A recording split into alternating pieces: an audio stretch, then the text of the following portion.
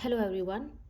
We have completed our all systems which work separately their particular functions.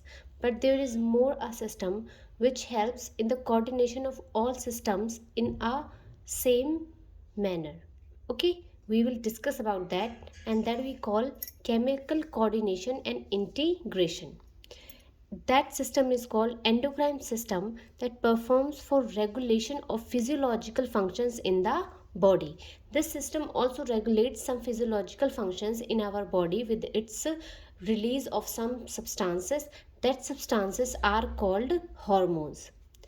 These functions carried out by hormones which is released by the endocrine system. हमारी body में endocrine system का main work रहता है different different जो हमारे functions हो रहे हैं उनको रेगुलेट करना.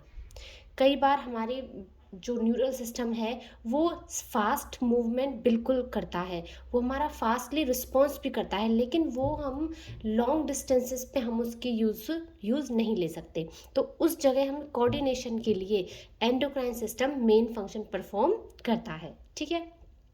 एंडोक्राइन सिस्टम में हमारी ग्लैंड सिस्टम आता है और जो मेन ग्लैंड्स हैं जो इस पूरे सिस्टम में वर्क करती हैं आज हम उनके बारे में पढ़ेंगे. थोड़ा ब्रीफली ही पढ़ेंगे ताकि मैं आपको ज़्यादा इन्फॉर्मेशन कम में दे सकूं. Fine. The main glands perform their functions in this system are. First one is hypothalamus.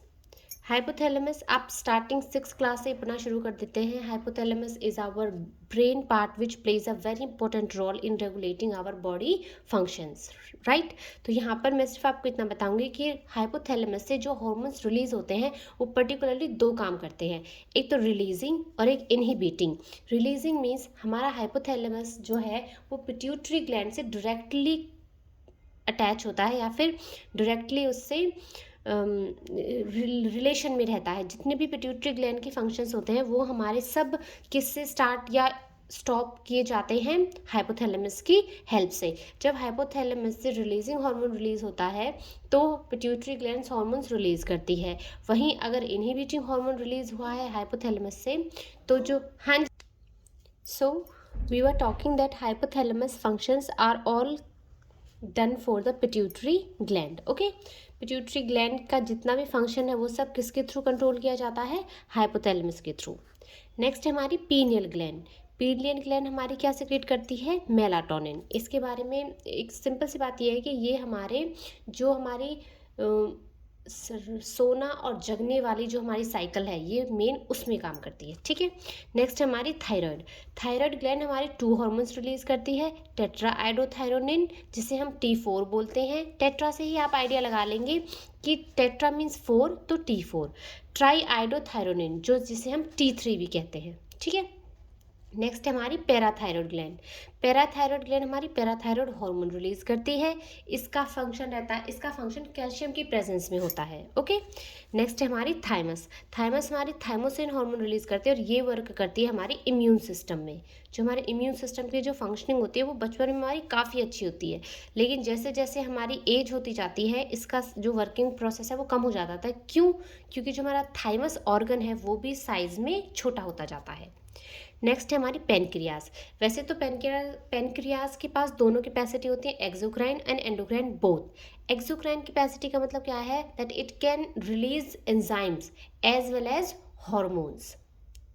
Hormones ये कौन कौन से रिलीज करती है? Insulin and glucagon. Okay. Next है हमारी एड्रेनलिन. एड्रेनलिन हमारी 2 हार्मोन्स रिलीज करती है. एपिनेफ्रिन जिसे एड्रेनलिन भी बोलते हैं और नेक्स्ट है हमारा नॉर एड्रेनलिन जिसे हम नॉर एपिनेफ्रिन बोलते हैं. ठीक है. एड्रीनल हमारी क्या है? ग्लैंड है. ये किडनी पर कैप लाइक स्ट्रक्चर होता है. ये क्वेश्चन आपका आ जाता है, कई बार स्ट्रक्चर बना हुआ आ जाता है और आपसे पूछ लिया जाता है कि नेम दिस ग्लैंड. तो आपको याद रखना है कि किडनी के ऊपर जो कैप लाइक स्ट्रक्चर होता है उसको क्या बोलते हैं? उस ग्लैंड का नाम है एड्रीनल. फाइन.